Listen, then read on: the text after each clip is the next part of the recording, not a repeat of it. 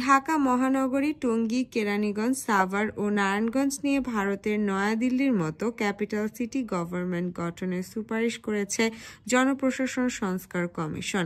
প্রশাসনিক কাজের সুবিধার্থে এই সুপারিশ করা হয়েছে। একই সঙ্গে কমিশন 4টি বিভাগের 4টি প্রদেশ করার সুপারিশ করেছে।